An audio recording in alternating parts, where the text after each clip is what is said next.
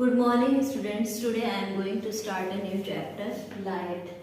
Light के बारे में पहले भी डिस्कस हो चुका है क्लास में, लेकिन आज हम लोग पहले एक क्विक रिवीजन करेंगे और उस क्विक रिवीजन के बाद से हम लोग आगे के कॉन्सेप्ट के बारे में पढ़ेंगे। ठीक है, तो लाइट भी क्या थी, हमने बताया था कि लाइट एनर्जी है।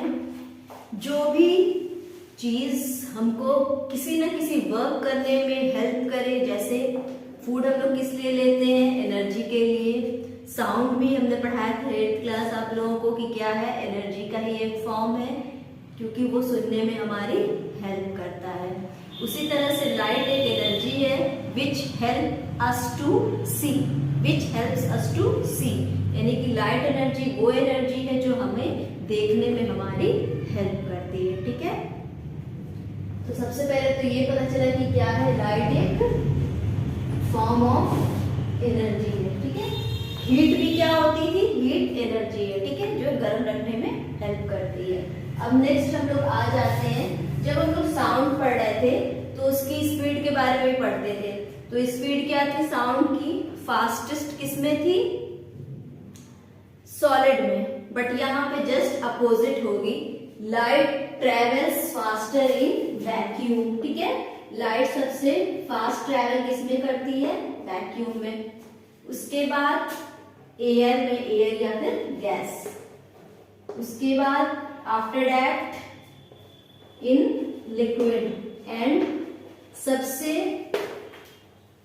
स्लो मूवमेंट किसमें करेगी, सॉलिड में। सिंपल सी बात है, अगर कोई ओपैक ऑब्जेक्ट जो है वो, अगर हम यहाँ पे खड़े हैं और मेरे ऊपर सीधे सीधे बल्ब की रोशनी, बल्ब की लाइट आ रही है, तो अगर हम उसके वे में कोई ओपैक ऑब्जेक्ट रख देते हैं तो हमको रोशनी मिलना बंद हो जाती है, एक शैडो सी हमारे ऊपर आ जाती है। ठीक है, तो यानी कि लाइट को ट्रैवल करने में सबसे ज्यादा प्रॉब्लम कहाँ होती है, जब कोई सॉलिड ऑब्जेक्ट हो। सबसे फास्टेस्ट ट्रैवल कहाँ करती है लाइट, वैक्यूम में। वैक्यूम वो जगह है जो एक ऐसा स्पेस है जो मैटर फ्री है, या फ्री स्पेस, या जिसको कहा जाता है कि जहां सॉलिड लिक्विड गैस कुछ भी नहीं है, वो स्पेस क्या है, वैक्यूम है। तो वैक्यूम में सबसे ज्यादा स्पीड होती है किसकी, लाइट की, और वो कितनी होती है, 3 × 10⁸ मीटर पर सेकेंड। कितनी होती है, 3 × 10⁸ मीटर पर सेकेंड। ठीक है, इसके बाद नेक्स्ट कॉन्सेप्ट आया था हमारा लाइट का, कि लाइट प्रोपेगेट्स इन लीनियर डायरेक्शन। ठीक है, लीनियर प्रोपेगेशन यानी कि सीधी रेखा में चलती है। लाइट कैसे ट्रैवल करती है, इन लीनियर मोशन, या सीधी रेखा में बिल्कुल वो करती। इसके लिए एक एक्सपेरिमेंट आपकी बुक में दिया हुआ है क्लास 6 कि अगर एक कैंडल है, कैंडल जल रही है, बीच में कार्डबोर्ड 3 लगाए गए हैं, तीनों में इस तरह होल किया गया है कि उधर से आंख से अगर आप देखते हैं तो वो सीधे सीधे फ्लेम लाइट की कैंडल की दिखाई देती है। अगर किसी बीच के कार्डबोर्ड को थोड़ा सा भी ऊपर उठाते हैं तो लाइट वो फ्लेम दिखना बंद हो जाती है। इससे क्या पता चलता है कि लाइट का जो मोशन है वो लीनियर है, यानी सीधा है, और ना कि जिगजैग है। यानी कि लाइट या टॉर्च भी एक एग्जांपल है। अगर आप टॉर्च को लेकर किसी डार्क रूम में जाइए और इसको देखिए तो लाइट, उसका जो प्रोपेगेशन टॉर्च का दिखाई देगा वो किस तरीके का दिखाई देगा, जैसे ये टॉर्च है तो उसमें से लाइट बिल्कुल ऐसे सीधी दिखाई देगी, ना कि इस तरह से जिगजैग बनाते हुए या कोई कर्व मोशन बनाते हुए, कर्व ऐसा कुछ भी नहीं होगा, बल्कि ये इस तरह से दिखाई देगी, लाइट बिल्कुल सीधे दिखाई देगी। ठीक है, नेक्स्ट हम लोग क्या पढ़ेंगे कि लाइट कुछ फिनोमेना को शो करती है। फिनोमेना को शो करने का मतलब है कि लाइट अगर है तो वो कुछ घटनाओं को दिखाती है। अगर हम उसके पास कुछ ले जाएं या किसी लाइट को किसी मीडियम में लेकर जाएं तो देखते हैं वो कौन कौन से फिनोमेना है जिसको लाइट शो करती है। तो सबसे पहले हम लोग पढ़ेंगे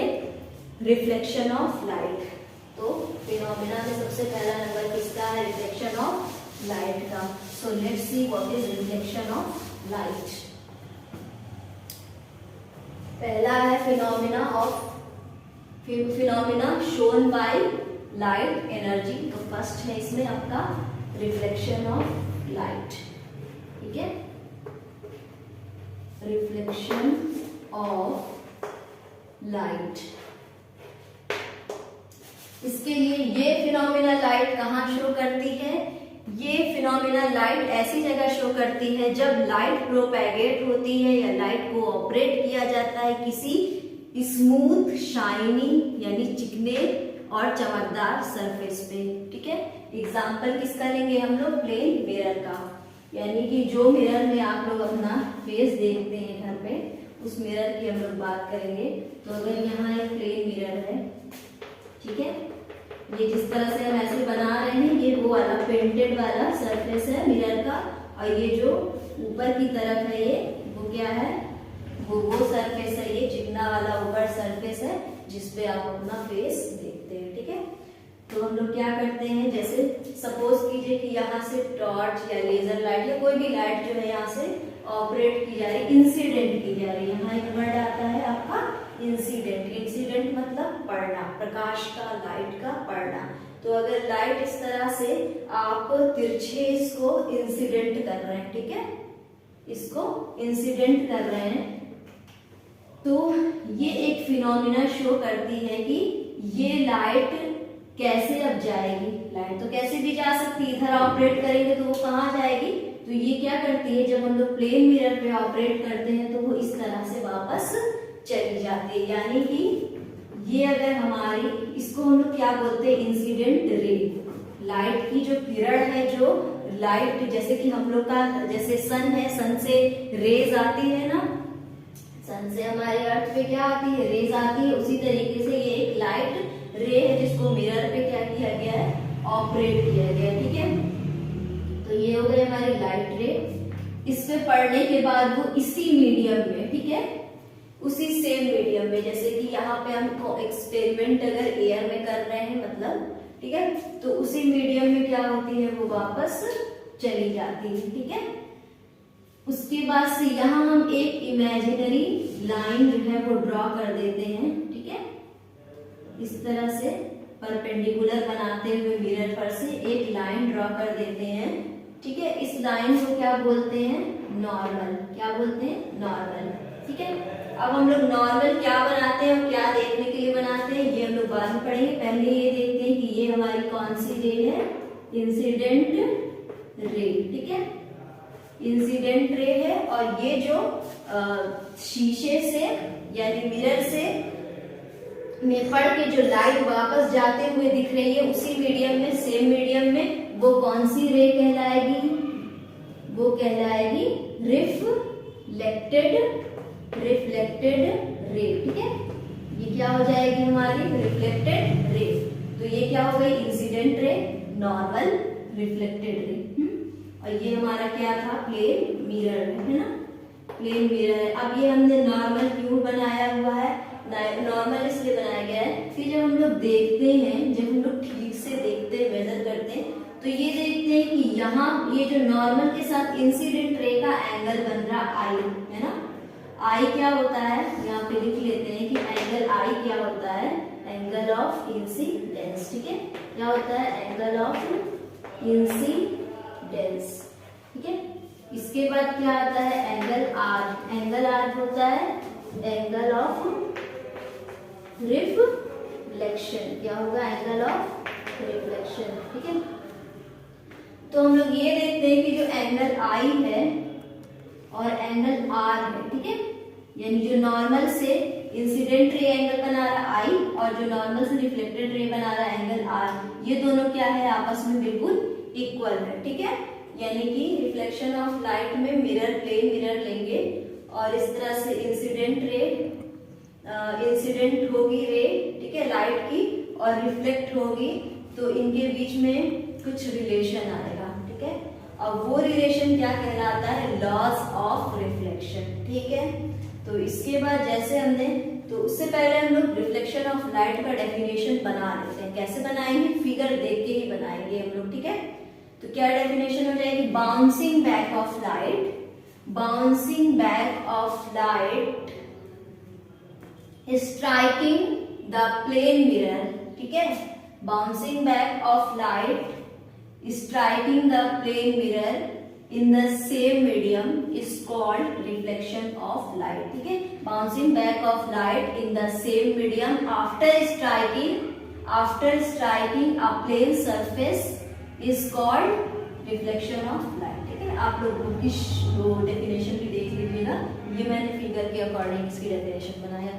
आगे हम लोग देखते हैं इसका क्या होता है, लॉज ऑफ रिफ्लेक्शन। ठीक है, तो लॉज ऑफ रिफ्लेक्शन भी इसके फिनोमिना के अकॉर्डिंग दो लॉज ऑफ रिफ्लेक्शन आता है, जिसमें से पहला लॉ ऑफ रिफ्लेक्शन है कि incident ray, normal, reflected ray, incident ray, normal and reflected ray all lies in the same medium. ठीक है, ये तीनों किसमें, एक ही मीडियम में लाई करते हैं। क्लियरली दिख रहा है। ठीक है, नंबर 2, क्योंकि मिरर क्या है, एक प्लेन है। जैसे ये ब्लैक बोर्ड क्या है, ब्लैक बोर्ड एक क्या है, 2 डायमेंशनल प्लेन है। उसी तरह से मिरर भी क्या होता है, एक प्लेन होता है। ठीक, तो इन द सेम, तो ये पहला लॉ आपका हो गया। लॉ नंबर 2 क्या है, पहला वाला हम लिखेंगे नहीं, सिर्फ बोल दिया। लॉ नंबर 2 क्या हमको दिखाई दे रहा है कि ये जो एंगल आई है और एंगल आर है वो आपस में क्या है, इक्वल है, यानी कि angle of incidence is equal to the angle of reflection. ठीक है, और ये रिफ्लेक्शन ऑफ लाइट के लिए हमेशा क्या है, ट्रू। ठीक है, रिफ्लेक्शन ऑफ लाइट पढ़ने के बाद हम लोग देखते हैं कि क्या रिफ्लेक्शन ऑफ लाइट हमेशा किसी रूल को फॉलो करता है। देखते हैं क्या है इसमें। तो अगर हम लोग इसके लिए क्या करते हैं, 2 टाइप्स हो जाते हैं रिफ्लेक्शन के। ठीक है, 2 टाइप्स में, आई होप आप लोगों ने ये सब चीजें कॉपी में लिख लिया होगा। ठीक है, 2 टाइप्स होते हैं। पहला टाइप है हमारा रेगुलर रिफ्लेक्शन का। ठीक है, फर्स्ट टाइप क्या है, रेगुलर रिफ्लेक्शन। ठीक है, तो रेगुलर रिफ्लेक्शन क्या होता है आप देखते हैं next. What is regular reflection, जैसे ये प्लेन मिरर है। ठीक है, प्लेन मिरर है, बिल्कुल स्मूथ सरफेस है, बिल्कुल सीधा, बिल्कुल जैसा आपके घर में आपके मिरर होगा वैसे ही है। तो क्या करेंगे, अगर एक बार लाइट यहाँ से हमने इंसिडेंट कराया, इधर चली गई। ठीक है, यहाँ पे लाइट एक बार इंसिडेंट कराया, इधर चली गई। ठीक है, यहाँ पे 1 मिनट, ये थोड़ा सा देखने में अच्छा नहीं आया, तो हम लोग फिर से इसको बना लेंगे। जैसे कि हमने मान लीजिए, सपोज कीजिए लाइट को यहाँ पे इंसिडेंट कराया और इस तरह से रिफ्लेक्ट होके उधर चली गई। फिर एक बार इधर से इंसिडेंट कराया और यहाँ से रिफ्लेक्ट होके गई। एक चीज कॉमन दिखाई दे रही है कि जो इंसिडेंट रेज है वो सारी आपस में क्या है, पैरेलल है। ये पैरेलल होना ही रेगुलर रिफ्लेक्शन की पहचान है। ठीक है, और जो रिफ्लेक्टेड रे है वो सारी आपस में पैरेलल है। ठीक है, तो रेगुलर रिफ्लेक्शन कुछ इस तरह का दिखाई देता है। इर्रेगुलर कैसा दिखता है, इर्रेगुलर इस तरह का दिखता है कि अगर सरफेस क्या है हमारा, सरफेस जो है वो है तो चिकना, ठीक है, शाइनी सरफेस है, बट शाइनी है लेकिन बिल्कुल प्लेन नहीं है। ठीक है, जैसे कुछ इस टाइप का है, शाइनी तो है तो रिफ्लेक्शन तो होगा। ठीक है, रिफ्लेक्शन का प्रोसेस होगा क्योंकि सरफेस कैसा है, शाइनी है, बट कैसा है, इर्रेगुलर टाइप का है। ठीक है, कैसा है, इर्रेगुलर टाइप का है, बिल्कुल प्लेन नहीं है।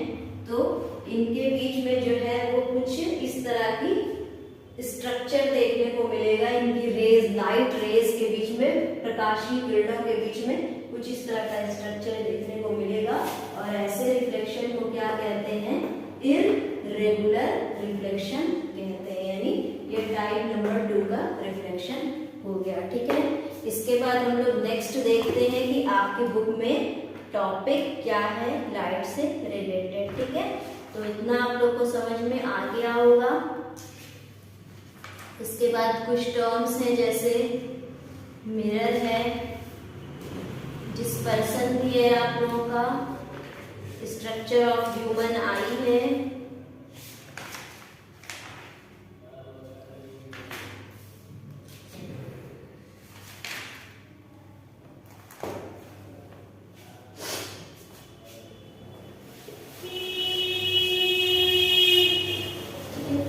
इसके बाद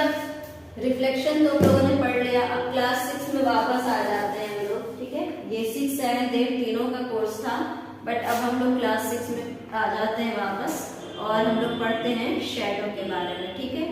शैडो कब बनती है? आपको पहले बताया कि अगर लाइट के रास्ते में, वे में, ठीक है, पाथ में कोई ओपेक ऑब्जेक्ट आ जाता है तो लाइट को हो जाती है प्रॉब्लम, ठीक है। अब लाइट को हो गई प्रॉब्लम तो लाइट जो है वो क्या करेगी, उस जगह पे जो जब लाइट को जो एरिया घेर लेगा उस जगह क्या बनेगी, एक परछाई बनेगी, उसको बोलते हैं हम शैडो, ठीक है। तो शैडो के बारे में थोड़ा सा और देख लेते हैं।